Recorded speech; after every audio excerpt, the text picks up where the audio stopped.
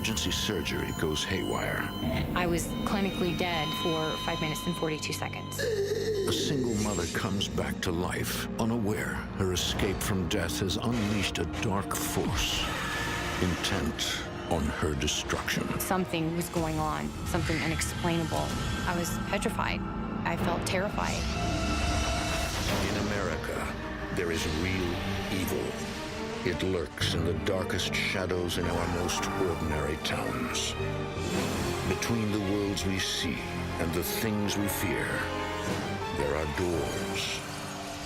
When they are opened, nightmares become reality.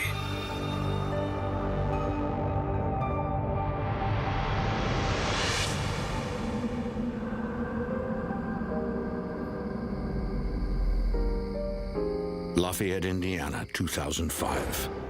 Single mother Victoria Denier works hard to provide a good life for her daughter Anna. Can I sleep in your room tonight? No, sweetie. You have to stay in here with Mozart. He needs you. Mom, Yes, can we go to the park tomorrow? of course.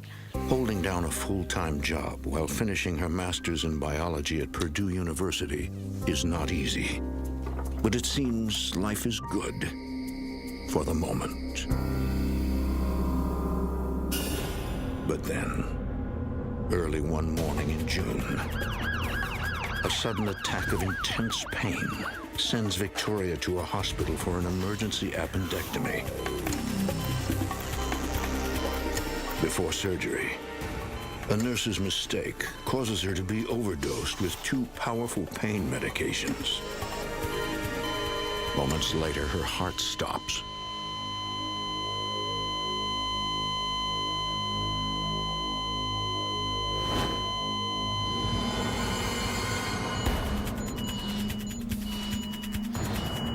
Clear. 5 minutes and 42 seconds later, Discharge. Clear. Victoria is pronounced dead. Time of death, 9:13.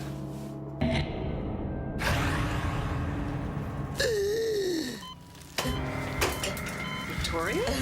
I was basically clinically dead for 5 minutes and 42 seconds.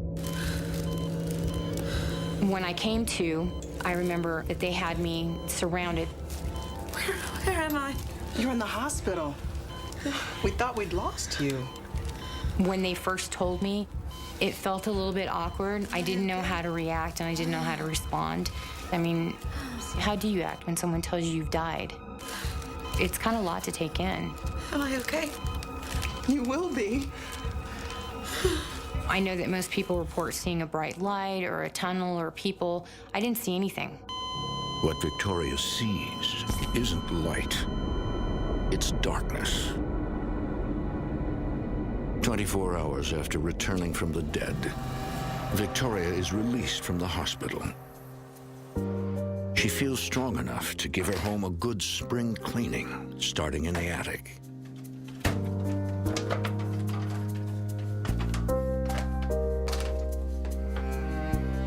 I happened to go all the way to the very end of the attic. There was like a little cubby, and I found 2 boxes there. When I opened up the first box, it looked like military uniforms and things like that.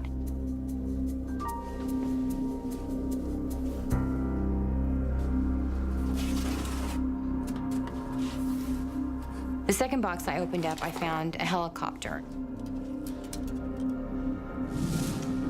Hey, looky what I found. Oh, cool. Does it work? I don't know. Let's find out. Probably have to get some batteries. So, doesn't look like they have any in here. You sure we don't have any? Oh, well, we'll get some.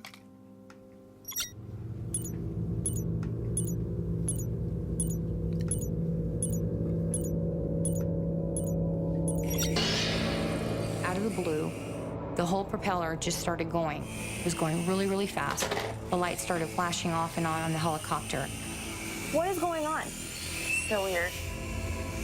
There were no batteries. It couldn't work without batteries. We were both freaked out. I mean, what do?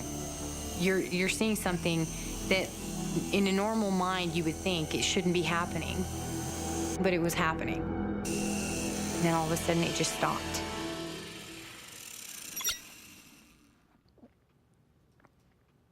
Are you sure there's no batteries in there? We just kind of sat there and took a couple of breaths, like thinking, okay, maybe we didn't see what we just thought we saw. This is empty.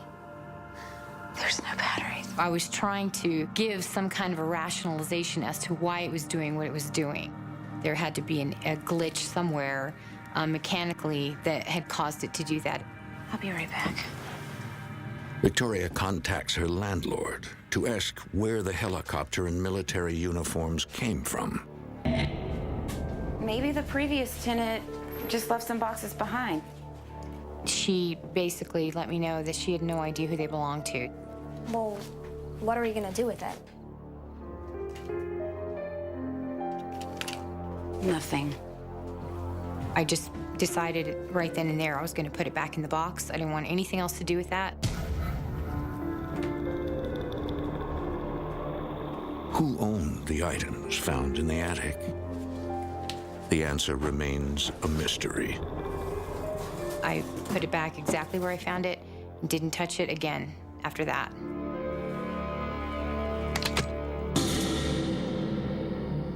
Victoria tries to forget about the strange experience. But 3 weeks later, something happens that makes the helicopter incident look like child's play.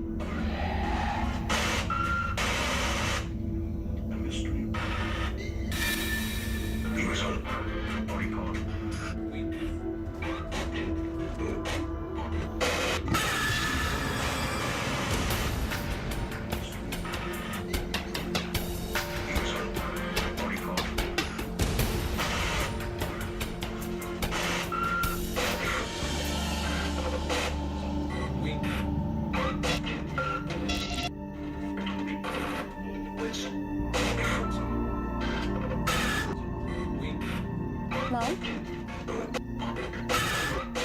Mom? What's going on? It must be a power surge or something. It's nothing to worry about. Okay?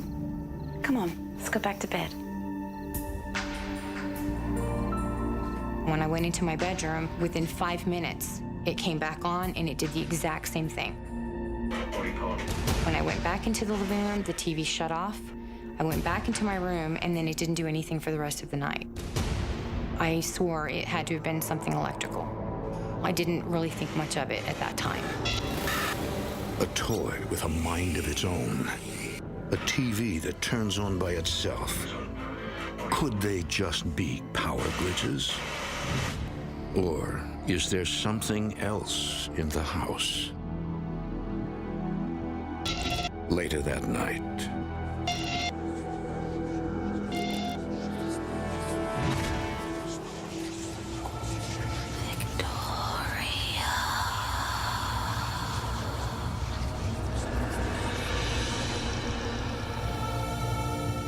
I heard my name called in the house. I thought it was my daughter. I got up and immediately went and checked on her, and she was asleep.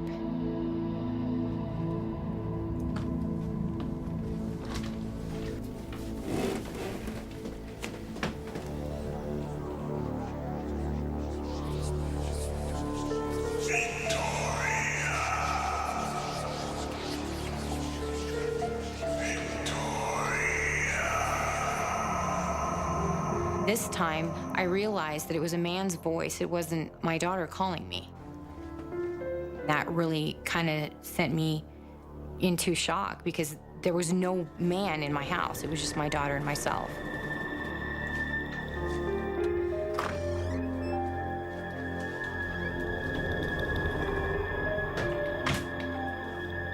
I started coming to the realization that maybe it wasn't a glitch with the TV or with the helicopter.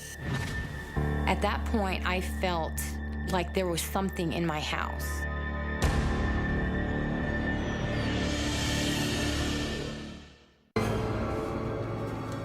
Does it work? I don't know. Let's find out. After a series of unexplainable events, Victoria Danier fears that her house may be haunted. Hey, Mom, I'm fine. I have something I need to talk to you about. Victoria confides in her mother, Renee Perez. When Victoria called me and told me about what was happening at home and all the experiences that she was having, I believe her completely. The women in my family were definitely what you would call sensitive. I always felt like I had to see it before I believed it. I can't help but think about Grandma and how she used to talk to spirits. Growing up, my grandmother always described certain things that she would see that nobody else around her could see. Your grandmother, she had a gift. She could see spirits all around her. I just remember my mama talking about it. She always thought about the good energies, bad energies. She always said, when you are afraid of something, you're feeling the bad energy. You need to ignore it. Well, I can't just ignore it. I have to do something.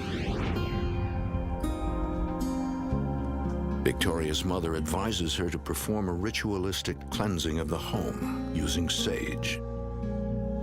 Our Father, who art in heaven, hallowed be thy name. With sage, you are bringing peace and harmony and love in your home, and all the bad energy has to go. As we forgive those who've sinned against us.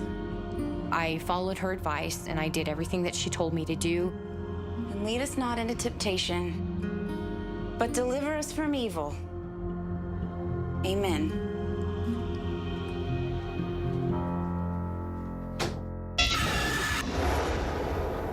For a few weeks after that, the house remained calm. It felt really light and comfortable for a change. Victoria returns to a normal routine.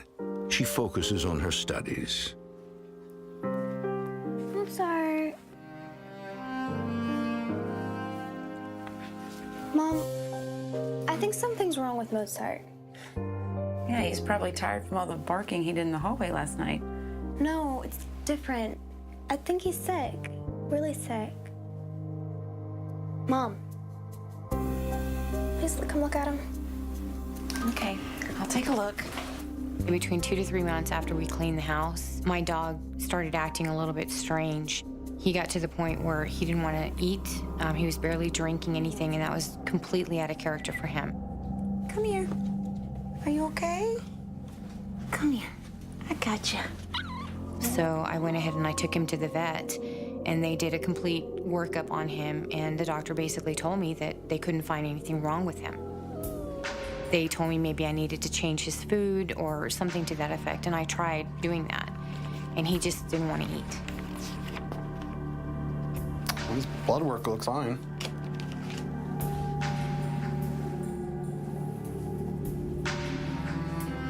I took him back to the vet about 3 more times, and they couldn't find one specific thing wrong with him. All of his labs came back normal, and it was just horrible to watch him. Medically speaking, he's fine. But obviously he's not. Sorry, there's not much else I can do for you. He was howling in pain. They couldn't figure out what was wrong with him. I just felt like something had been attacking him. Maybe I had stirred something up by going into the attic. Maybe they were angry because I had touched something that didn't belong to me. Victoria believes there's a connection between the paranormal activity in her house and her dog's illness. But she is unable to protect her beloved pet. We didn't have a choice. We weren't going to make him suffer. And at that point, we decided that the best thing to do was to put him to sleep. He's a good boy. But the pain does not stop with the passing of her dog. About a month and a half later, my cat started displaying the same symptoms. Is she gonna die? I don't know, honey. I don't know. I strongly felt that there was a connection. After we cleansed the house, all of a sudden it was almost like a retaliation, like telling me, you know what, you tried to get rid of me, but it's not working. I'm still here and I'm gonna show you. That's what I felt, and I was so angry. My dog had to be put down. My cat was not gonna get put down. Mom? That was the last straw. I wanted out. I just wanted out. we were leaving.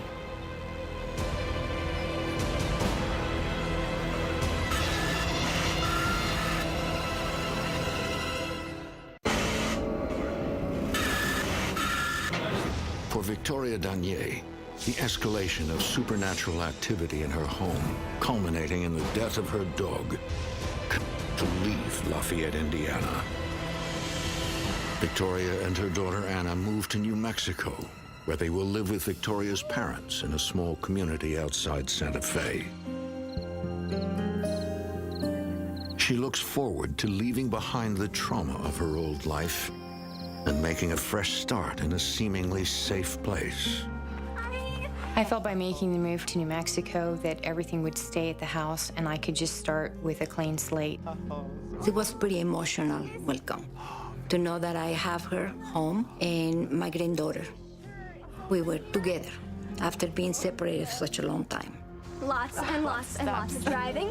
Within a few weeks, Victoria finds a job as a lab technician at a hospital in Santa Fe.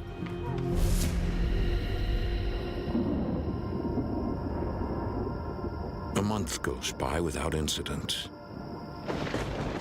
Victoria is relieved to finally be leading a normal life. Then, one night,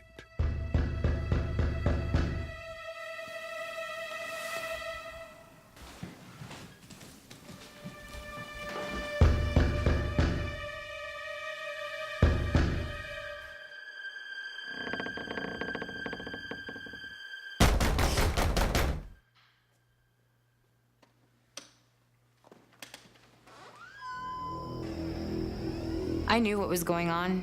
Immediately, I knew. You just have that gut feeling. I was praying that I was wrong, but I knew. I instantly knew that there was something there. So I finally just decided to go ahead and sit in the living room for a minute. And once I did that, then it just stopped. Victoria tries to ignore her growing anxiety and focus on work. But she believes something is haunting her again.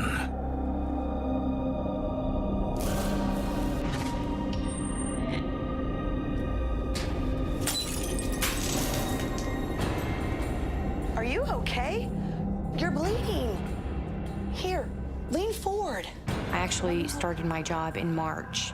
By October, I started having these really weird symptoms at work.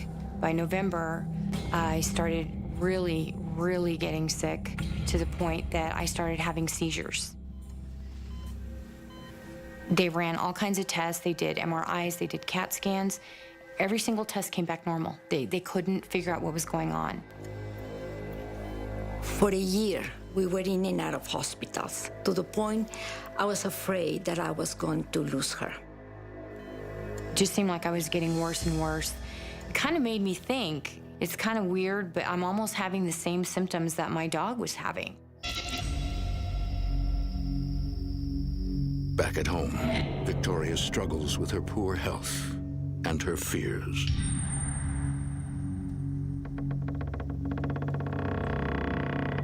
I just felt like there was something or someone staring at me. You just get that feeling that there's someone in the room with you.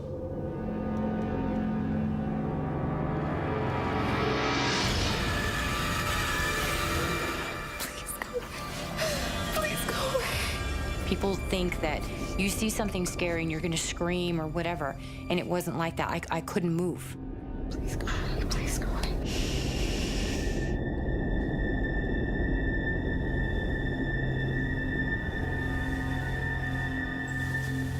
There was no doubt in my mind. I was fully awake. I was very coherent, and I knew it wasn't a figment of my imagination. I knew I wasn't dreaming. It was there. It was just as plain as day, and there was no confusing what I'd seen.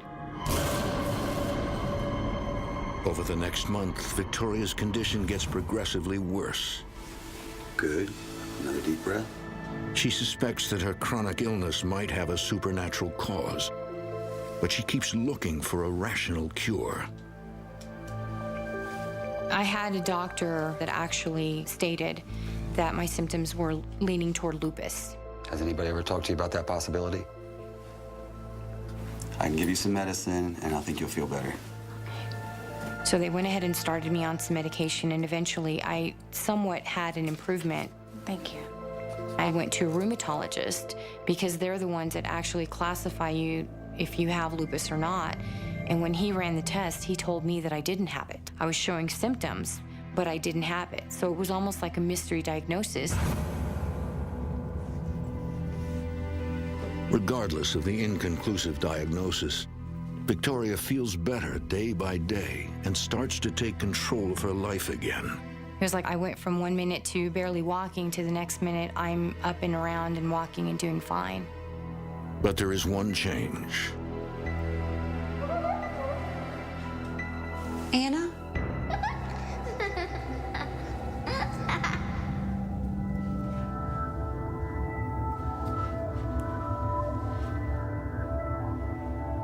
Victoria now has the ability to see the dead. They didn't look like they were menacing at all. I just got that feeling they were kind of questioning what I was doing there, like I was on their turf instead of them being on mine.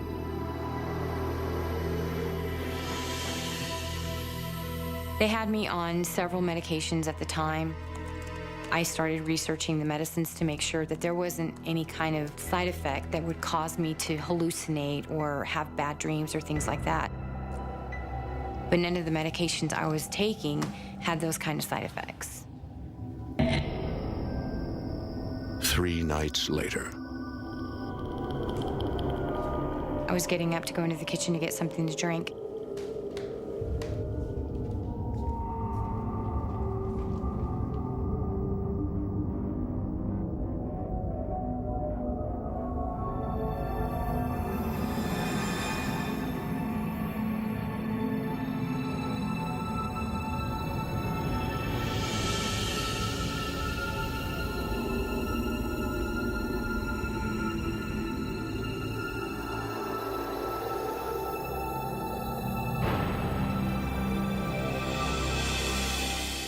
For more A Haunting, go to DestinationAmerica.com.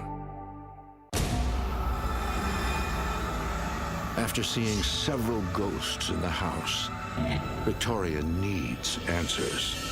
It's really scary. You're not expecting to see something like that. I started questioning, am I really seeing this, or is this a figment of my imagination? I need to find out what's going on. Victoria turns to the one person who may know the truth. Victoria. I remember talking to my mom and telling her, I don't want you to think I'm freaking out or anything, but I've been seeing some things. Who do you think they are? Maybe they were the people that were killed at Starvation Peak. Renee Perez knows that her house sits in the shadow of Starvation Peak. Everyone in the area has heard legends associated with the nearby mountain. The story goes that the Indians were hunting, and some of the settlers attacked their village and killed a lot of the women and children. When they came back and they saw what happened, they attacked the settlers. There was a peak that the settlers climbed up with wagon trails and everything, and the Indians followed them there. Anybody caught trying to leave the peak was killed. The rest of them were starved out, and that's how the name came about. Do you think these spirits were related to the massacre? Maybe. That's a lot of suffering for one place.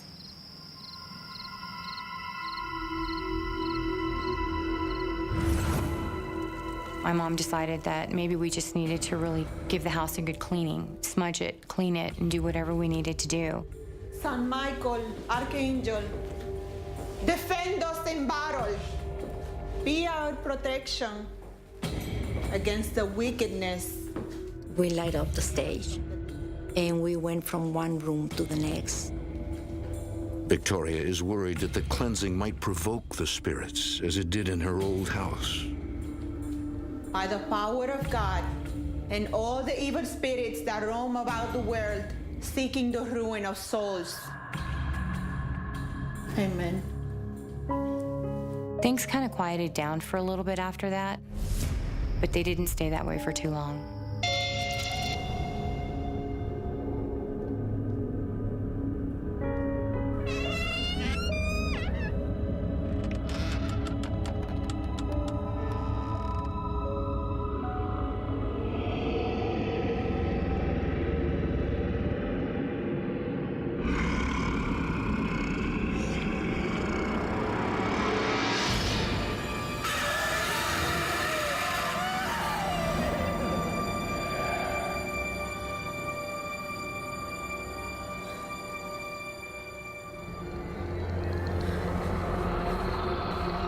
I was petrified. I felt terrified. I was gonna go and wake up my mom and decided that I wasn't going to. So I just stayed in the living room. I didn't go back to my room for the rest of the night.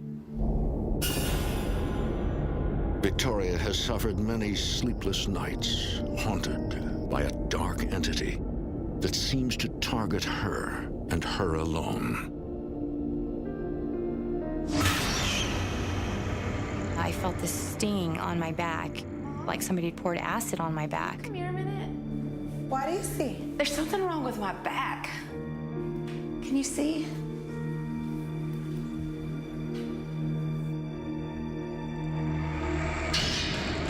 Oh my God! Starting from the back of my right shoulder all the way down to the middle of my back, I had these 3 long gashes. How did you get these marks? And I said, what happened? Because it was, too far. She couldn't reach it, with her hands. I felt so depressed at that moment because I knew that everything we tried up to that point was not working. Mom, the prayers didn't work. I felt defeated. That's what I felt. I felt defeated. It was winning.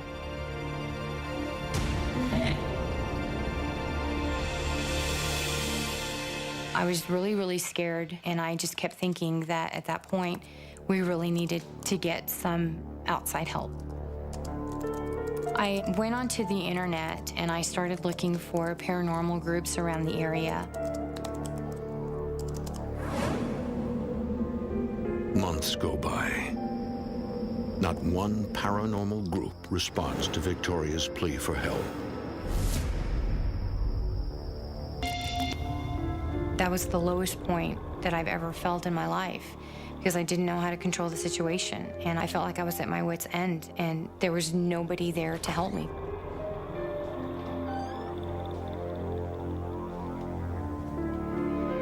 It's an awful feeling to be scared in your own house, and you feel like there's nothing you can do.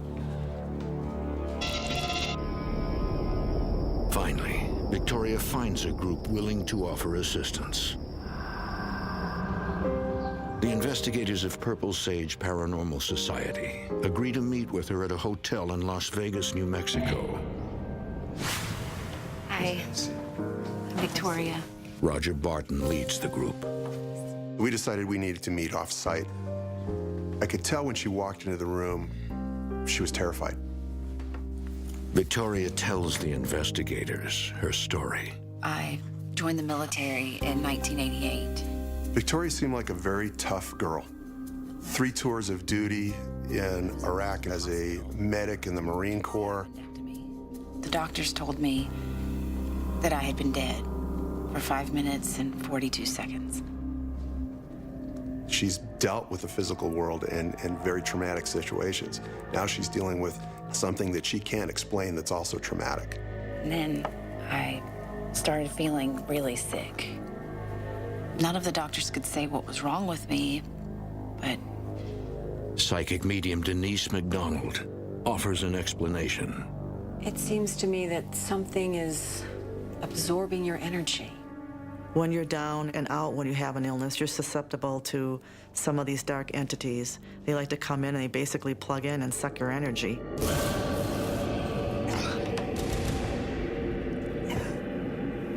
Excuse me. Suddenly, I'm not feeling very well. I felt the pressure on my chest. At first, I didn't understand what that was. Was that my feeling from an empathy standpoint, what Victoria's feeling? Did she bring those entities with her? I'm seeing something. There's a little boy and a little girl, both wearing old-fashioned clothing. When she started mentioning everything I had been seeing without me even telling her, it kind of threw me for a loop. There's a woman. She's wearing an old-fashioned dress with a blue sash. I almost started crying because I finally met somebody that I guess at that point I felt understood and could see what I was seeing. There's another spirit. This one is darker. When the description of the dark entity came about, there was definitely a change in the attitude in the room. I started experiencing some distress of myself. I broke into a sweat. I felt nauseous and lightheaded, and I actually physically got the shakes. When Roger started getting sick, I immediately knew what it was. Is it possible? Could he have followed you here? Victoria can sense the dark entity nearby. I just acknowledged that, yes, he did. He followed me. Yes.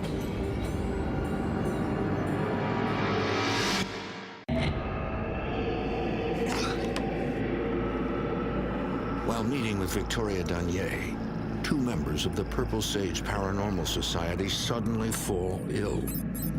At the same time, group leader Roger Barton notices a spike in the reading on his electromagnetic field meter. There's definitely something in here with us. As soon as the EMF went back to normal, everything went away and I was fine. You believe me, don't you? Yes, I believe you. After the experience with Denise and Roger, they told me that they normally didn't do this, but they wanted to go and see my house right away. I had a different image of what we were going to be seeing. It almost kind of seemed peaceful when I got there. It turned out to be a very pleasant place. At first, it kind of felt, oh, it's not so bad. It wasn't until we got into the house that I changed my mind about that. We just want the lay of the land today. And we instructed Victoria to show the house like she was showing a house to a real estate agent. Let's not talk about what's going on in the home. Let's not talk about the dark entity. We don't want to start anything we can't finish that day. Well, this is the kitchen. Nothing fancy. And this is my daughter, Anna. Just entering the house, the entity knew her inside and was already upset. Okay, so this is my bedroom, but I haven't really been sleeping here much lately. Denise immediately senses the dark entity's presence in the room.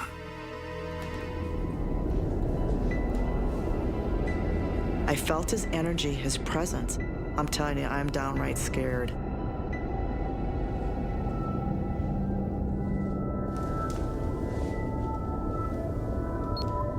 He's under the bed. I felt him go by.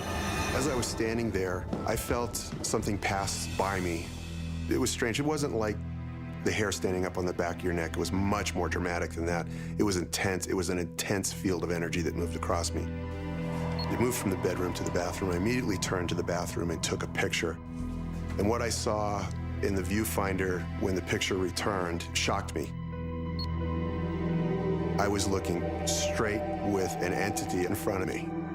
What was disturbing about it was that he had actually captured on film what I had been seeing.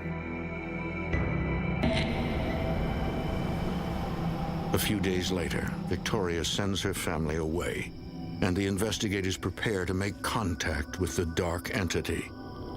This may be the only way to defeat it. One of the things that we were thinking was happening is that this dark entity was actually feeding off of her energy and causing her health to be poorer than it should be. So we felt there was definitely an urgency to get back to the property and to see what we could do and relieve that situation completely. They begin the investigation in Victoria's parents' bedroom, believing it to be a safe area in the house. They plan to use a process called light source communication.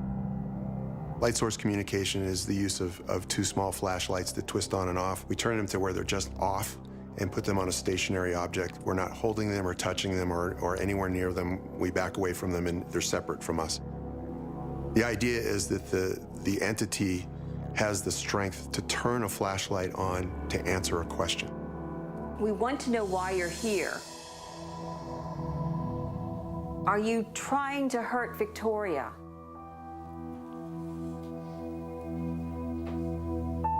We actually went into Victoria's parents' room for a good half hour asking questions, and we weren't getting a response.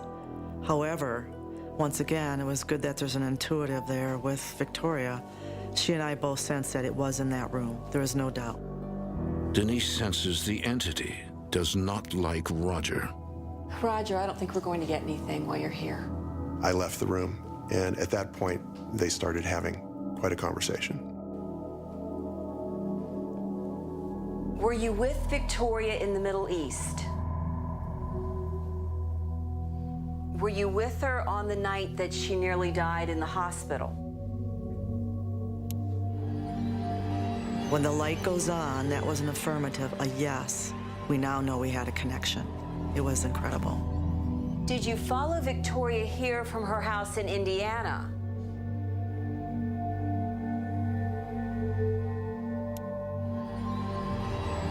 Did you follow her here from the other side? Her interpretation of the dark figure was that when I had died, I had picked up what they called a hitchhiker on the way back. I wasn't expecting to hear that if you've crossed over and come back, you have the potential to bring others with you. But just who or what did Victoria bring back with her? Denise, an intuitive medium, experiences emotions that tell her more about the spirit who is attempting to communicate. I felt, from an intuitive standpoint, that this was not a really good guy in life. He was angry in life. He did bad things in life. Can an entity who was evil in life now be controlled after death? Psychic and medium Denise McDonald has a vision of the dark entity tormenting Victoria as he was tormented in life. I think he could have died from a drive-by shooting. He was in some kind of drug activity. I believe that he came back on the heels of Victoria's passing, that he was down in some murky place, some very low vibrational, almost to the point of we're calling it purgatory. Nobody expects to die and come back. To find out that you have somebody following you is even more scary. Investigators believe the spirits of the two children and the woman did not follow Victoria as she came back to life. She sees them because death changed her. But they are unsure if they can rid Victoria of the aggressive ghost. I truly believe not everyone is eligible for the light. I felt that he was a bad individual in life. He doesn't have eligibility to move on to the light. But with all good intentions, maybe we should send him to the light and see what happens. How are we supposed to help him? We need to pray.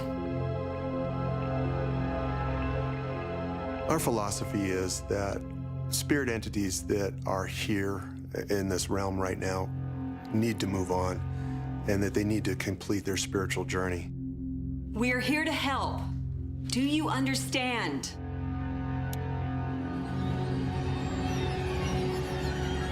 We're all going to pray for you. The prayer circle is usually the invocation, bringing on as much good energy as we could at this point to help him move on to wherever he needed to go. Are you ready? Let's join hands.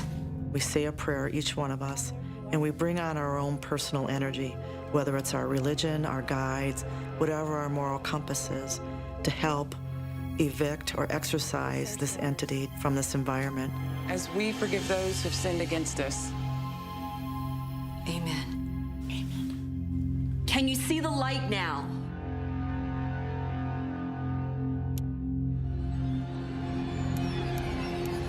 Follow the light. It was a regular light show in there. Whether he was happy about what we were doing or trying to tell us to leave him alone, I don't know. But it was definitely intense. You can't stay. You don't belong. Victoria, you have to tell him to go. Denise told me that it was my room, it was my house, so I had to be the one to tell him it was time to go. And I just told him. There's nothing here for you. You must move on. You must move on now.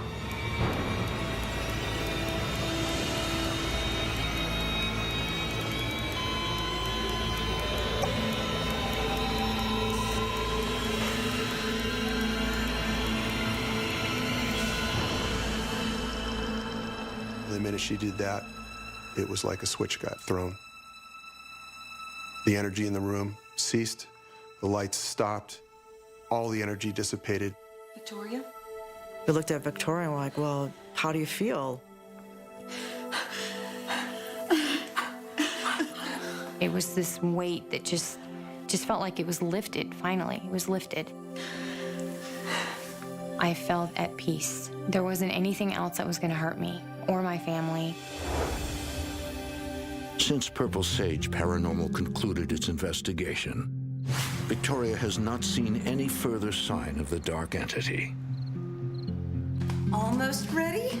Looks awesome. I hope you're hungry. Very. Can I go get your grandparents and tell them it's time to eat?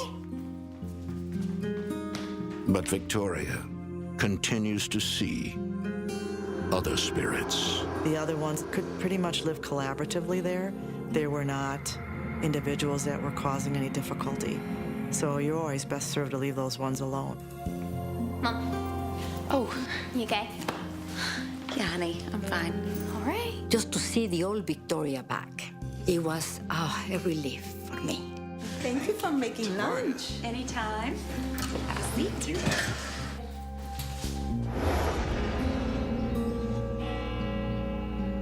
I do believe that the children and the woman are from the time of the massacre.